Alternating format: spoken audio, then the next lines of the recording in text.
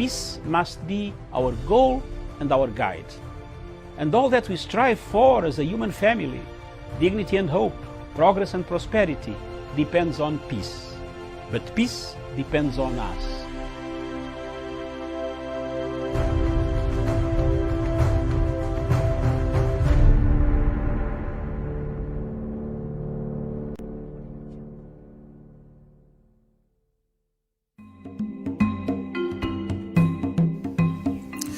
Today, thousands and thousands of Africans and many countries in Africa have conflicts. Notably, from Libya, Cameroon, Nigeria, Biafra, and Boko Haram, to Democratic Republic of Congo, of where we have seen a resurgence of the past military and conflicts coming back in that country.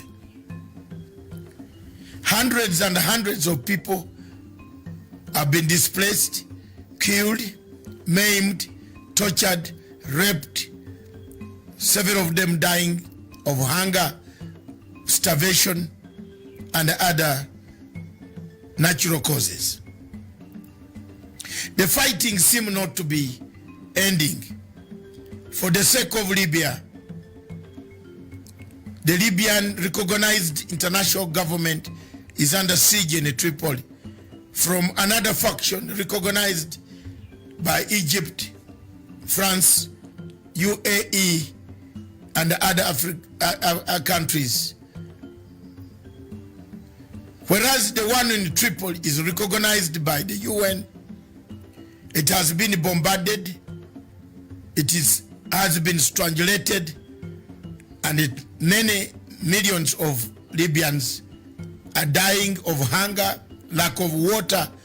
The water system has been cut off. The bombardment goes on.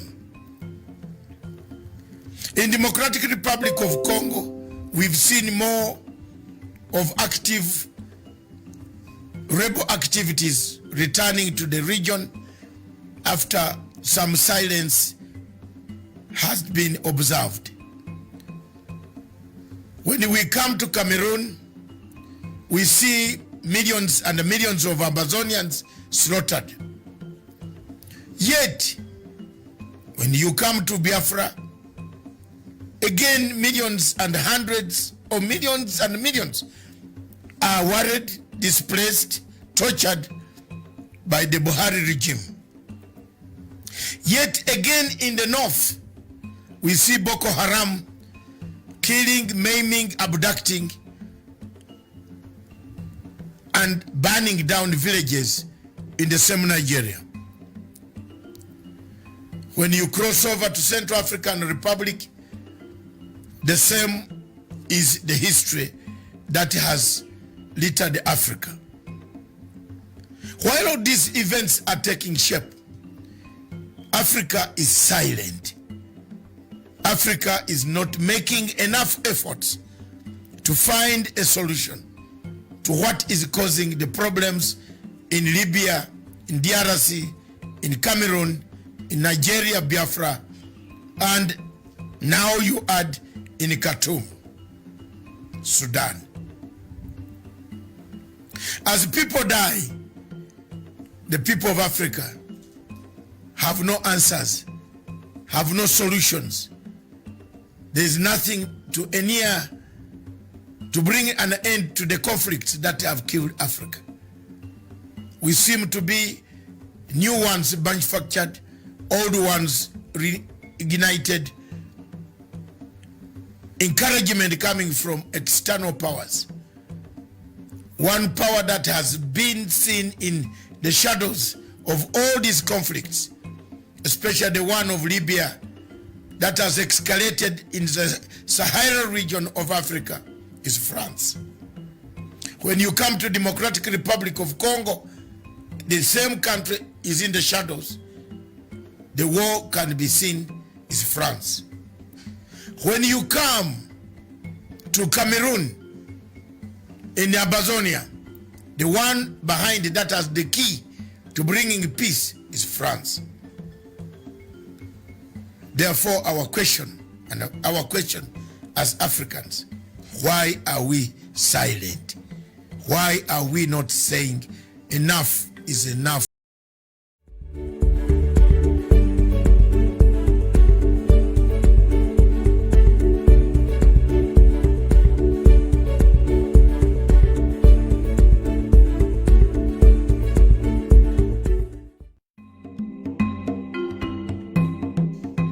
There are a number of countries in Africa that produce oil. Kenya today became one of the member states of oil producing countries in Africa. It exported its first oil where President Uhuru Kenyatta flagged off the oil that was got from Turkana in one of the northeastern parts of this country. But is oil a curse to Africa? Is oil a curse to the entire places where oil is found? We see in the Middle East, the wars in Iran, in Saudi Arabia, in Yemen, in United Arab Emirates. It has developed the area in Qatar. We all have many cities, skyscrapers coming up because of the proceeds from the oil. But can Africa emulate that example and bring the same oil proceeds to make sure that it makes lives better for the people, the betterment of the people of Africa and their families and their other activities? I want to see that. But I might not be able to explain why Africa always falls a victim. Are there external forces that make the oil in Africa to become sour? Is it the competition of the oil companies, Total and Shell BP and others that come to Africa to take the share of the oil? Simply because we have no energy, ability to be able to drill the oil ourselves, refine it ourselves. It is shocking, therefore, to go to Nigeria, for example, a country that produces third in the world for oil production, has no petrol.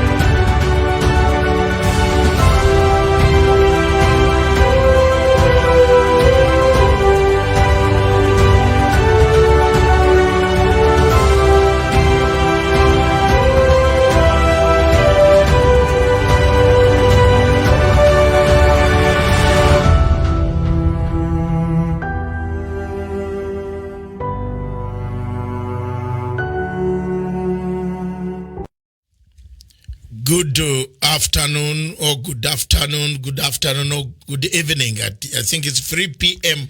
East African time. Do we call it evening? I don't know. Afternoon. But good afternoon wherever you are in Africa. Good afternoon wherever you are in the continent of Africa, the great continent of this planet. Wherever you are in China, just give prayers, and those prayers to God that this goes away from us. Oh God, we don't know how it is. Wherever you are in Russia, in America, good morning. Good morning and good morning, good afternoon in London. Thank you very much in Europe, in The Hague, and a good afternoon in Abuja, Nigeria. Today's topic on Matsanga Africa perspective is simple, straightforward. Nigeria. Nigeria, the state, has collapsed. With me in the studio to take the people of Africa before I do my rituals is none other than Miriam Ogutu, my co-presenter, my everything attached in terms of media. Welcome to the show, Miriam Ogutu. Thank you so much, Doctor. And we missed you in the morning. Our viewers were Yes, watching. I was busy writing many other things, making sure that the component of these studios and other television stations, we work together. And I was looking through so many researching. But I'm here now. Any questions that you might have missed in the morning, the gentleman is in the studio. The moving dictionary of political science in Africa is here. The Pan-African himself is here. Good afternoon, Africa. Thank you very much. Nigeria poses a problem. Nigeria is a big economy of this world of ours called African continent. Nigeria, in the last 40 years, there were several military coups that made Nigeria a military barracks other than a civilian population. Many people, millions and millions of Nigerians, both the Fulani and the Igbo, lost lives. A civil war that broke up in 1966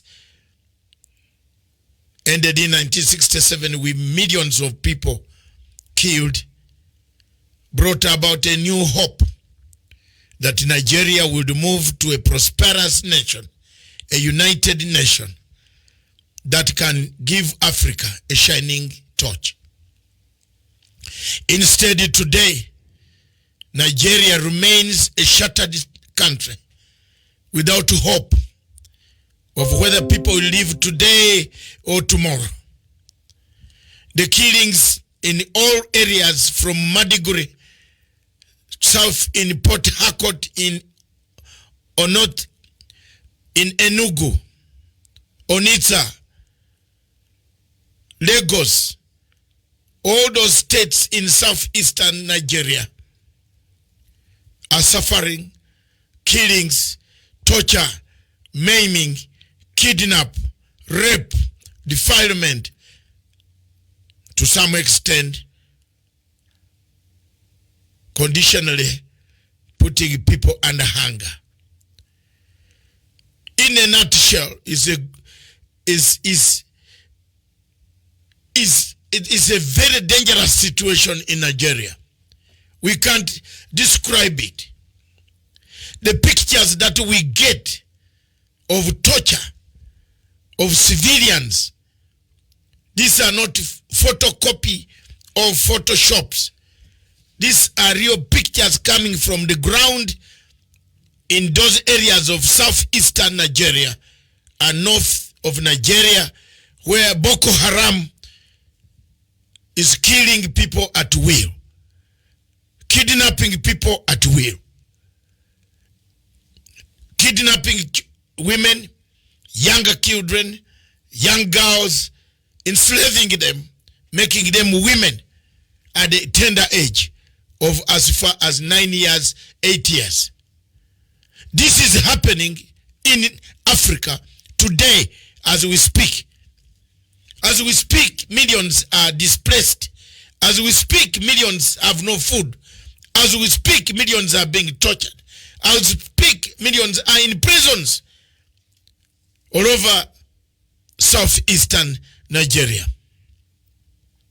The entire Nigeria is in chaos, to the extent that the Catholic bishops yesterday told their congregations to wear black in order to come and pray to Jesus Christ, to God, to help us liberate, get out of this mess that has engulfed Nigeria under President Muhammad Buhari. President Buhari is a disgrace to Africa. I'm sorry. If you want me to say he's worth a president, I'm sorry, I will not say. He's a disgrace because Boko Haram kills people. But President Buhari does not want the African continent to involve itself in the search for a solution to remove Boko Haram. Is such a leader for the African people or for zombies? I think he's a leader for a zombie, or he's a zombie himself. I'm sorry to use these hard words, but Your Excellency President Muhammad Buhari, you have disgraced Africa. You have destroyed a shining example. If you remember the founding fathers of Africa, the founding fathers like Baba Tafawa Balewa, if you woke up from the grave today and saw what Nigeria is going through, if you woke up and looked at the horizons of the Atlantic Ocean to see how Nigeria is operating, how the economy is functioning, how corruption has destroyed the same country that Baba Tafawa Balewa stood for, agitated for independence from the British colonial masters, he would die twice in the grave. Viewers, the situation is not even finished. We haven't described Nigeria at all. It's collapsed. It's an economy, a huge economy, over 220 million people, with fraud in elections. 84 million people vote, are registered to vote. On the 28th turn up, 54 sit home. Buhari walks around AU, European Union, London, and other places saying he's the head of a Nigerian government. Which government is this? I'm not a Nigerian, but I'm a Pan-African whose spirit of Baba Tafawa Balewa runs in my blood. I'm an African whose spirit of Kwame Nkrumah runs in my blood. I'm an African whose spirit of Emperor Haile Selassie runs through my blood. The spirit of Jomo Kenyatta, Nyerere, Obote, Machel, Lumumba, Agustini Neto, Nelson Mandela runs through my blood. The spirit of Benabera, the spirit of Gameo Nasa, the people who have stood and spoke out against imperialism, against the forces that made us first to kill each other, then later on to give us independence. That spirit runs through me. I therefore give it to you that Nigeria is a shame to us.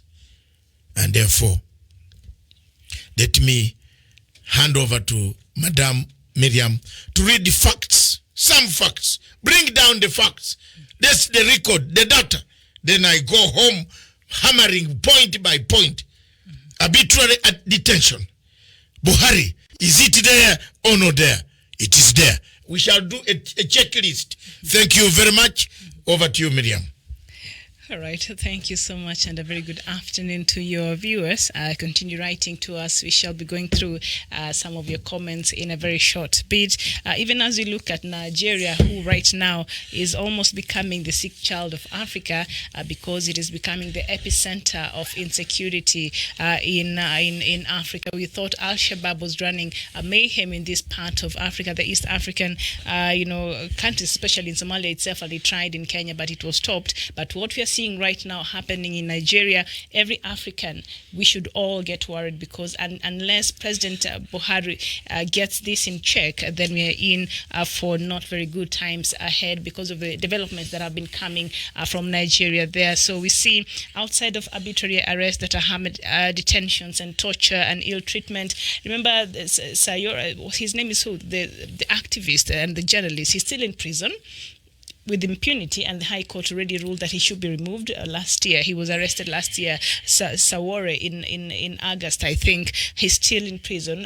President Buhari has refused arbitrary detention. So that goes against even the constitution of Nigeria itself. And then the pervasive ethnic stereotyping. What is happening right now? Even the bishops, doctor, you mentioned there, who were talking yesterday, I think it was Ash Friday for the Catholics, they came out and they were saying that they made very important point, and they did not mince their word while addressing this runaway security in Nigeria. And at the Bishop Conference in Nigeria yesterday, they said the federal government had not shown willingness to end the spate of killings by Boko Haram insurgents and the herdsmen, the Fulani terrorists there in Nigeria. The bishops, that is what they told Mr. Buhari, because this stereotyping, Fulanis have been used as a tool to kill other communities. Miriam, you are right. You have a point. Fulani have been armed, not used by Buhari, by a section of Buhari government to kill other Nigerians. When you are in Abuja, you are told you go home. Where is home? Where is home when you're in Abuja? When you are in Enugu? When you are in the north, in Maiduguri, you are told, if you are Igbo, you are told to go home. So where is home? We have a Federal Republic of Nigeria. And this Federal Republic of Nigeria is for Nigerians, all of them. But if the Igbo are being told to go home in their own states, if someone is arming a cross-section of militia, of men armed,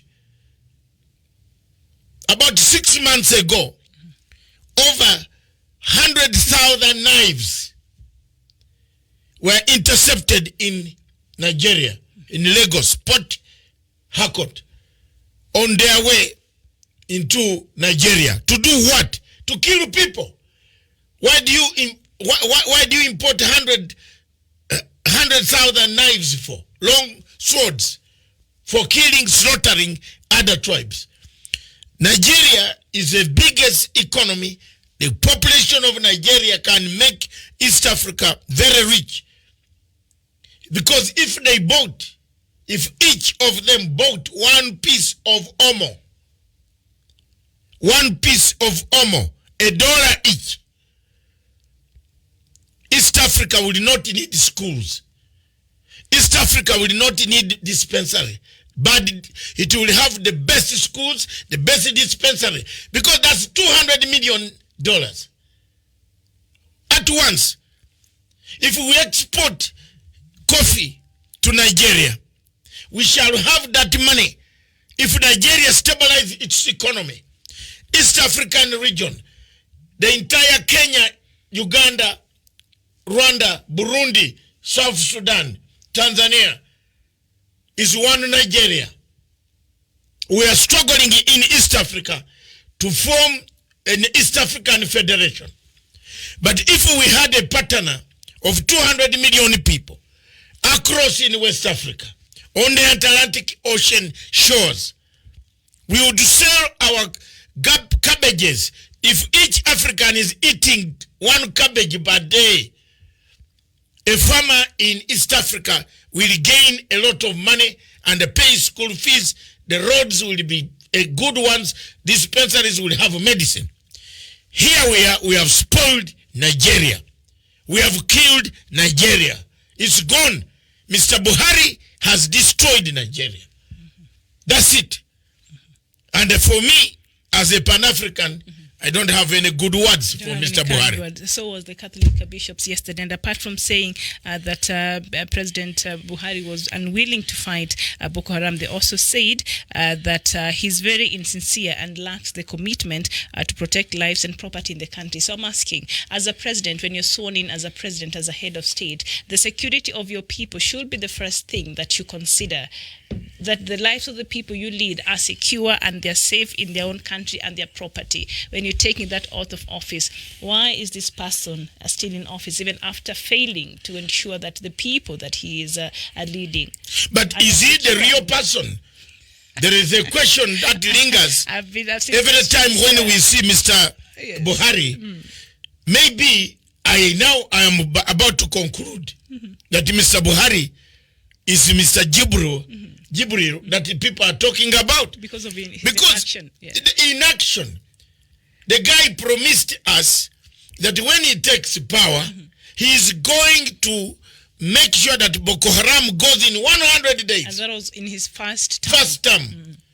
Instead, he has just shown us his councils and his height.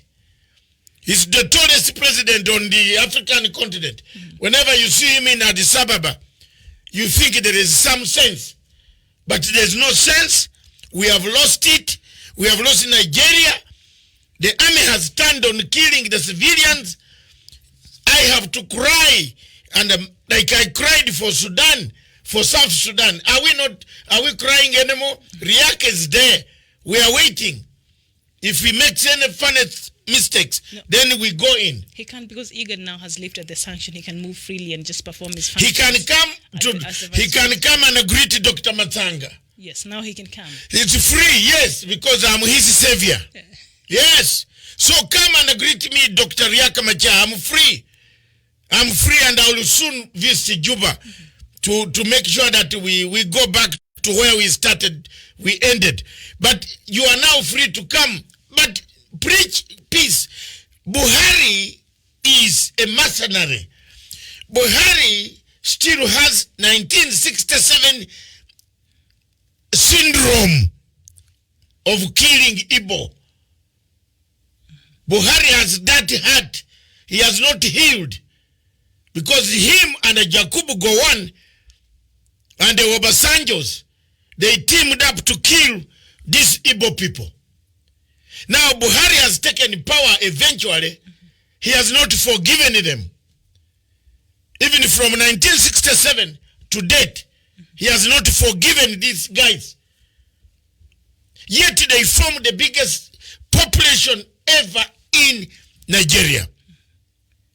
Out of 200 million people, the Igbo are over 70 million people. It's a full country in East Africa. No, there's no country in East Africa that has 70 million people. Could be the population of the whole of East Africa. Yes. Almost. Not quite there, but they are being killed. Yes. If you look, I can't show these pictures. Viewers, I'm very disturbed. That's why I'm talking like this. If you have any comment, call us on +254 795 638. The number 145. It is here. Express your anger. Be short. Be precise. Tell us where you are calling from. Don't fear. You can even use a pseudonym. No problem. You want them to express their anger. Okay, it's not going to turn to be a therapy session, but just it's not a therapy session. Speak your truth. It is speak up your mind. Your truth, and tell us what is really happening. Because we have people. They have sent me hundreds and thousands of videos. Some of them are very bad videos, viewers, that I cannot show to the people of Kenya. I therefore, over to you, to Miriam.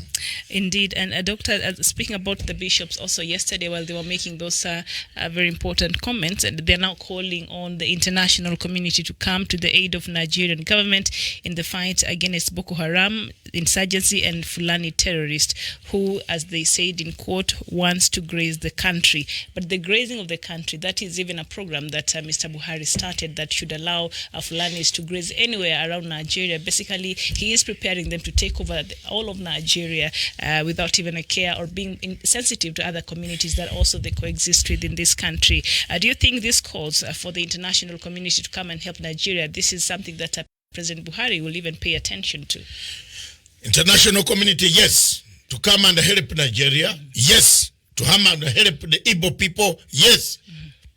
Mr. Nnamdi Kanu was invited in the United States Congress. Yes. Yes, that's a good sign, a very serious sign. Hold on, in the United States Congress? Yes. The other time he was in Trump's rally. Now he's there. Nigeria, as a result of the bad manners of Mr. Buhari, has been added on a terrorist ban list of America. This is sad. This is a first-class country that we should never have allowed to go that route. Buhari, look at the punishments. This is barbaric. The flow of guns from the Sahel region, this is affecting the entire Sahel region. They cut people's limbs. Boko Haram is mutilating one side.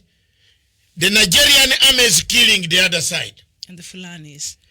The Fulani herdsmen are killing on this other side. Boko Haram is killing in the north. The army itself is slaughtering in the south. The army that was supposed to guard the people of Nigeria, this time kills the people of Nigeria. Is this a state? Is this a state that Africa can be proud of? And Doctor, even as you speak, there's a news I heard here in the morning in regards to this matter, because we had a short conversation during our morning show, but I didn't want to talk too much about it because I knew you will come. But there's something I mentioned earlier on the show, some news that was really disturbing. While there were some soldiers who were stationed at a certain place, they were fighting, was meant to be fighting Boko Haram. So one soldier turned and killed 4 of his colleagues and injured 2 and killed himself.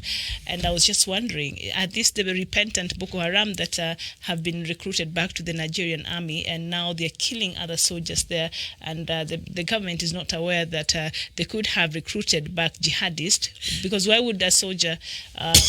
Yes, we have a caller. Yes, speak up, please.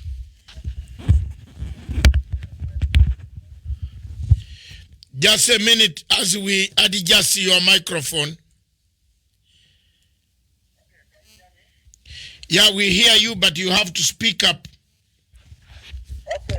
My name is Matsanga. I'm calling from Nigeria, Lagos State. Yes. Are you hearing? Yeah, we are picking you loud and clear. You state where you are speaking from. Oh no, we lost. Hello, good afternoon.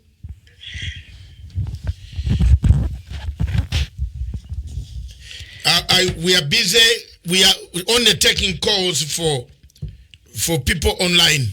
Thank you. All right. Good afternoon. Good afternoon, our viewers. We apologize for that, but if you want to call us, Doctor, maybe you can remind them then. If you want to call us,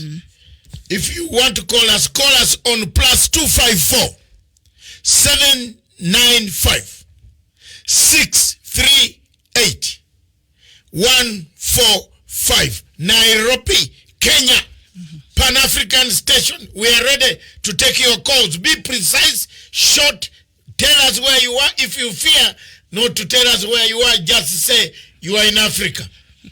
Yeah, because Buhari men are walking everywhere in the world killing people. You never know. Whatever they say, we are here. You never know. So there are calls. We are waiting for you. Any Caller, this is the call. Call us. Thank you, Miriam. Let's go. So as I was saying, now there were soldiers who were situated somewhere strategic. They're trying to fight Boko Haram in Nigeria, and this soldier turned against his colleagues and killed 4 of them, and also injured 2, and also killed himself. Doctor, is this not a jihadist? It's a jihadist. Mm-hmm. Oh, we have a caller. Are these the soldiers? We have a caller from Sudan, South Sudan. Yes, caller. Yes. Yes. Good afternoon. Yeah, I'm calling from Juba. From Juba, yes. Thank you very much from Juba. What is the situation in Juba, the capital city of South Sudan? Yeah. Juba is cool. I'm fine. This is a peaceful area. But I'm a Jaffa man in Nigeria. So I heard what you were saying. Very, very, very okay. And, thank God that you are saying the truth and they say the truth. Okay, thank you. You made your point. Let's take another caller. Caller, how are you? Yes, how are you? Everything you are saying is true. And they are killing us people too much. I don't know why the international community don't want to intervene in what they are doing or every day. So I thank you what you are doing and I appreciate that. Thank you very much. Keep on calling. Keep on calling. Let the world hear your voice. Wherever you are, we can see a caller from Nigeria, Onitsha. Call again. We are here to take your views. We are journalists. Our role is to shout and shout for Africa. That's it. Thank you very much. Don't worry, we are using several mechanisms here. And Miriam, take it. You were saying a soldier. This soldier was killing people. He was stationed at a place with other soldiers. So all of a sudden he turns to his colleagues. He murders 4 soldiers. He injures 2 and also kills himself. And they were supposed to be fighting Boko Haram. Is this soldier not a jihadist? Are they the repentant Boko Haram you've been told that have been joining the Nigerian army? Because why would a soldier want to kill his colleagues and murder himself? And they are in the I think these are terrorists who disguised and entered to kill more of Nigerian army. Those because who are fighting, legitimately fighting. Yes. So these are some of the things that we need to correct as Africans. Arbitrary arrest, killing, slaughter, maiming, defilement, rape, starvation. Starvation as a policy. Buhari, Gowon, and the rest of the commanders, the non-Igbo commanders, used that policy to kill Igbos in millions. But behind this facade, the enemy behind, I don't want to bring it here. Who is behind these killings? Who is empowering Nigeria, the government, which is already rotten, to go on killing people? 2 companies, Shell BP and Total Oil. I want to ask you, the side of Total Oil is, if you find Obasanjo tells you he's the chairman of Alcatel for life, a life chairman. Institutions are supposed to have democratic forms, but we have a problem. We have a